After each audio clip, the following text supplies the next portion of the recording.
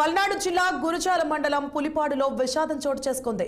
దాచేపల్లికి చెందిన Sri Chaitanya school bus engine boil అయిన కారణంగా నిలిచిపోయింది. బస్సు పులిపాడు నడుకుడి మధ్యలోకి రాగానే ట్రబుల్ ఇచ్చింది. దీంతో డ్రైవర్ అక్కడే ఆపడంతో బస్సులోని పిల్లలు కిందకు దిగారు. ఓ బాలుడు పక్కనే ఉన్న మిర్చి నర్సరీ నీటికుంటలో నీటి కోసం వెళ్లి ప్రమాదవశాత్తు పడి మృతి చెందాడు. అయితే బాలుడిని కాపాడబోయిన క్లీనర్ కూడా నీటికుంటలో పడి మృతి చెందడంతో గ్రామంలో విషాద ఛాయలు అలుముకున్నాయి. సంఘటనా స్థలానికి చేరుకున్న పోలీసులు కేసు నమోదు చేసి దర్యాప్తు చేస్తున్నారు. రోజుట్లానే పంపించాము.